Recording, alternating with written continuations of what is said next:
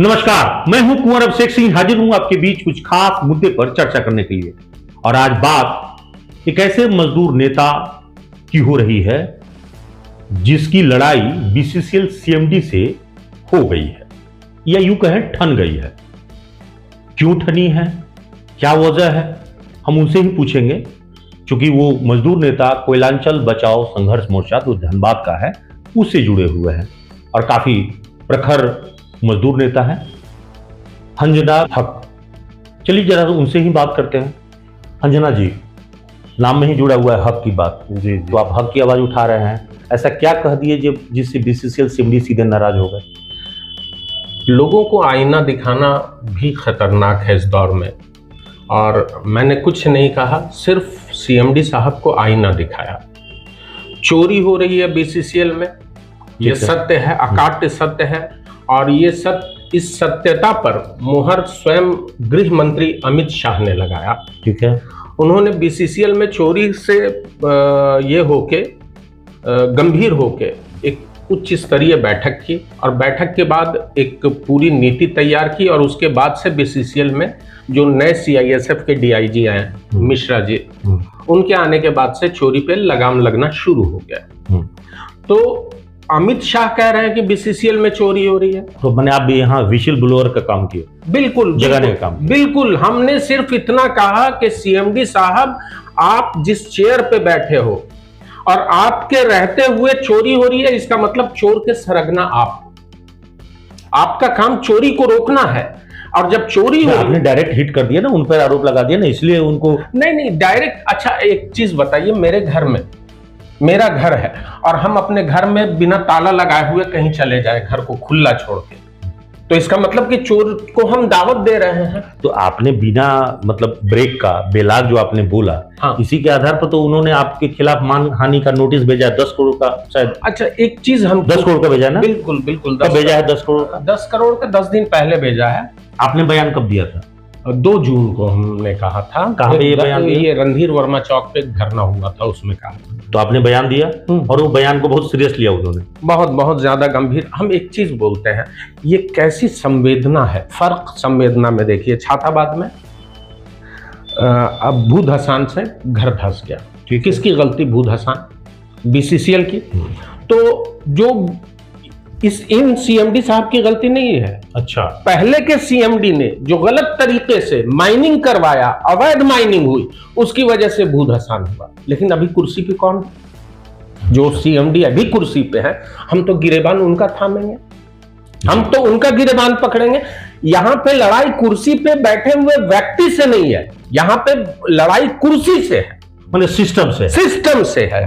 तो वो छाताबाद में जमीन दोज हो गया, घर धस गया, जवान लड़की जो है रोड पे रहने के लिए विवश हो गई। अच्छा, तो जब ये मुद्दे उठा रहे थे, हाँ, तो वो लड़की का सम्मान नहीं है, उस परिवार का सम्मान नहीं है। उसको 10 करोड़ का क्षति नहीं हुआ, उसको 1 रुपया का क्षति नहीं हुआ। तो इन सबको मुआवजा कुछ नहीं मिला? मुआवजा मिलेगा, लेकिन उनका सम्मान 10 करोड़ का नहीं है। सीएमडी साहब का सम्मान 10 करोड़ का है।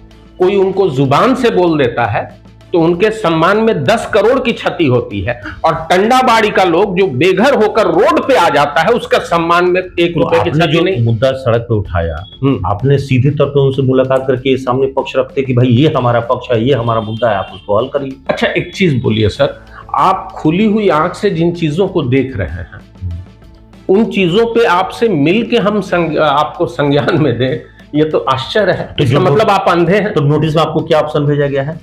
ऑप्शन भेजा गया है कि आप सार्वजनिक रूप से माफी मांगिए। ठीक है, पहला। दूसरी चीज, जो वीडियोस है उसको डिलीट कीजिए। तीसरा, अलग अलग चैनल पे चला। हाँ, तीसरा कि आप जो है वो 10 करोड़ रुपया मुआवजा दीजिए। आप तीनों ऑप्शन में से आप क्या करेंगे? हम तीनों में से कोई ऑप्शन मेरी औकात में नहीं है। तो फिर आप वो आगे जो है अभी नोटिस किए हैं, कल को एफआईआर कराएंगे, आपको जेल भेजेंगे? बिल्कुल, हम लोगों की औकात क्या है, हम धनबाद के लोगों की औकात क्या है? मतलब जेल जाने के लिए तैयार है आप? बिल्कुल जाएंगे सर, बिल्कुल जाएंगे। धनबाद का लोग गोली खाया है, मरा है अपने अधिकार के लिए, शहीद हुआ है।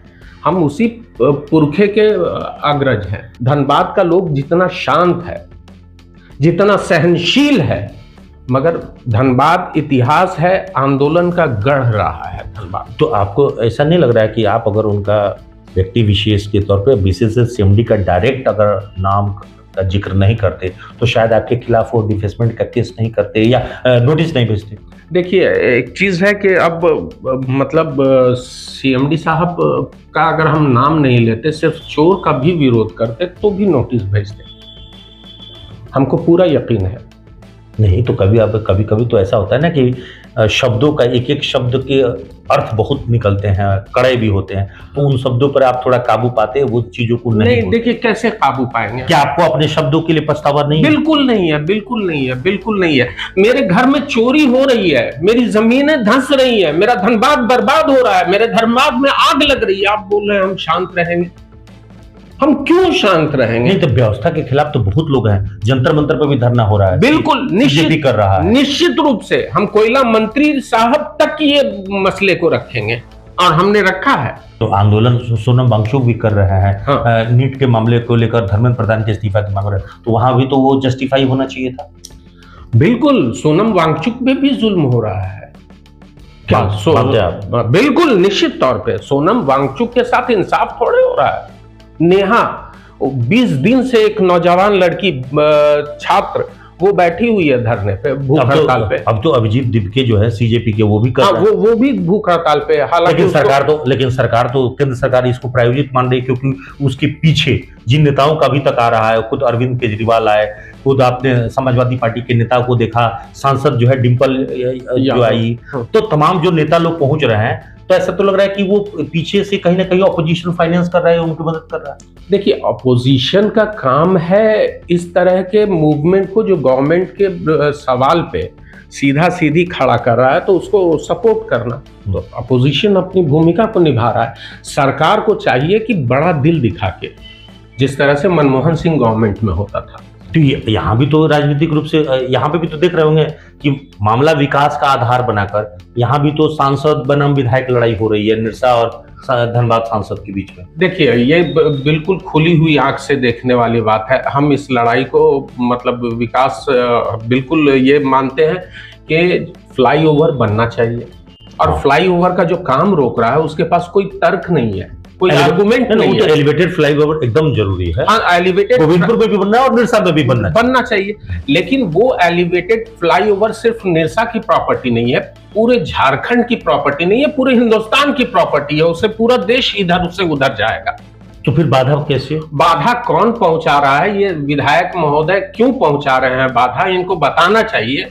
सांसद जी ने तो विधायक की ओर से तो यही कहा जा रहा है कि इसके निर्माण में कौन करा रहा है, किस एजेंसी द्वारा कराया जा रहा है, ये क्या है, इसका प्रकलन राशि क्या कुछ है। वो कह रहे हैं कि आप हमें भी बताइए, आप हमें सहयोग लीजिए, हम देने के लिए तैयार है। ये तो कह रहे हैं। वो जाके विधानसभा में इस सवाल को उठा सकते हैं, वहां पे उनको पूरा का पूरा लिखित जवाब मिल जाएगा। वो एक अथॉरिटी है, ठीक है, और उनका ये कह देने से सिर्फ और सिर्फ। तो सांसद ने तो कहा कि ये कमीशन का मामला बिल्कुल है कमीशन का मामला, ये खुली हुई आंख से देखा जाए। लेकिन विधायक की ओर से तो कहा गया कि ये कमीशन का मामला नहीं है, ये मामला ताकत दिखाने का है, रसूख बताने का है। हाँ, तो ताकत क्यों दिखा रहे हैं आप एलिवेटेड फ्लाईओवर पे? ताकत जनता के सवालों पे क्यों दिखा रहे हैं? आप ताकत क्यों नहीं दिखा रहे हैं कि निरसा में एक लड़के के साथ ये हुआ, रैगिंग हुआ, वो लड़का हाँ प्रताड़ित हुआ, आप क्यों नहीं गए वहां पे? अभी गए थे, अस्पताल में जाके मिले थे एसएमसीएच। ऐसा तो जो भी है, तो ये सारे सवाल पे आप एक्टिव होइए। जनता का जो काम हो रहा है, विकास का जो काम हो रहा है, देश का जो काम हो रहा है, उसमें आप बाधा मत उत्पन्न। तो अब आखिरी सवाल फिर हम वापस आते हैं कि बीसीसीआई सीएमडी के ने आपको एक ऑप्शन ये दिया है कि आप क्षमा मांग लें अपने शब्दों के, जो बोले गए शब्द है, तो शायद हो सकता है माफ भी कर दें। बिल्कुल हमको आप ये कह रहे हैं कि हम मतलब फिर बोलेंगे सीएमडी की कुर्सी, इसके पहले जो सीएमडी थे, उसके पहले जो सीएमडी थे, उसके पहले जो सीएमडी थे, हम उस कुर्सी को माफी मांगे, उसको कहें कि आप चोर नहीं है, यही ना? नहीं, हाँ। एक छोटा सा चुटकुला सुना है भाषा के लिए, एक छोटा सा चुटकुला। हाँ बताइए। एक नवाब साहब को एक आदमी ने कह दिया कि नवाब साहब आप गधे हैं। नवाब साहब को बुरा लग गया, उसने मामला को मुकदमा में उसको भी 10 करोड़ का नोटिस दे दिया। कोर्ट में गया मामला, जज साहब ने कहा कि क्या तुमने कहा नवाब साहब को गधा? कहा कि हाँ। कहा तुमको पछतावा है? कहा कि बिल्कुल पछतावा है। तो नवाब साहब से कहा कि नवाब साहब माफ कर दीजिए। तो नवाब साहब ने कहा कि ठीक है, तुमको हम माफ करेंगे, लेकिन शर्त एक है। तो कहा क्या? बोला अब किसी नवाब को कभी गधा मत कहना। बोला चलिए, आपकी शर्त हमको स्वीकार है। फिर जज की तरफ देख के उस व्यक्ति ने कहा कि सर, हम किसी गधे को नवाब तो बोल सकते हैं ना? बोला बिल्कुल बिल्कुल। बस उसके बाद वो आदमी मुड़ा, बोला ठीक है नवाब साहब। अच्छा, तो आप जो है घुमा फिरा के देखिए, शब्दों की अपनी एक मर्यादा होती है और शब्दों का एक एक शब्द का अर्थ जो है कई बार अनर्थ हो जाता है। तो आप हो सकता है कि उस वक्त में भावावेश में आके कुछ चीजें बोल गए। तो अभी भी आपके पास मौका है कि अगर आपको अपने शब्दों के लिए लगे कि नहीं, ये शब्द हम बदल के कोई दूसरे शब्द का प्रयोग किया जाना चाहिए था या हमसे ज्यादा हो गया, तो आप अभी भी मौका है कि आप बीसीसीएल सीएमडी साहब के साथ बैठ के मामले को दूर कर लें।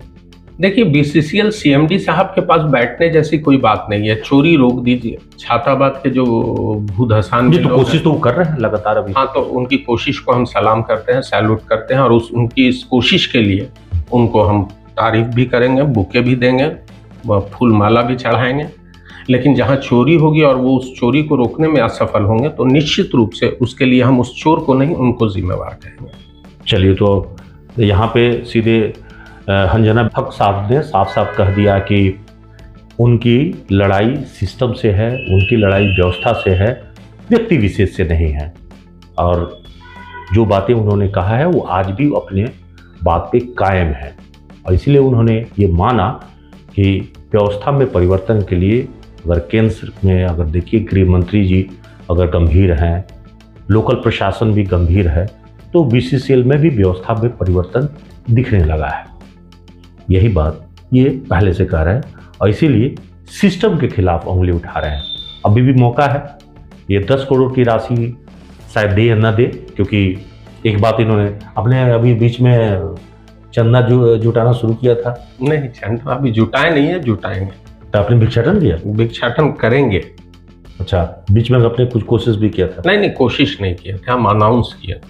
अच्छा, अनाउंस किए थे। तो इतनी बड़ी रकम तो आप चुका नहीं सकते? नहीं, जनता चुका सकती है, जनता से मांगेंगे, लोगों का समर्थन भी मिलेगा। लेकिन लड़ाई जारी रखेंगे? लड़ाई। तो आपने सुन लिया कि लड़ाई जारी रखेंगे, लेकिन बीसीसीएल के सामने सर नहीं झुकाएंगे। नाम में ही हक जुड़ा है, इसलिए हंजामिल हक साहब फिर से वो अपनी हक की बात कर रहे हैं और वो हक धनबाद के लोगों की बात कर रहे हैं।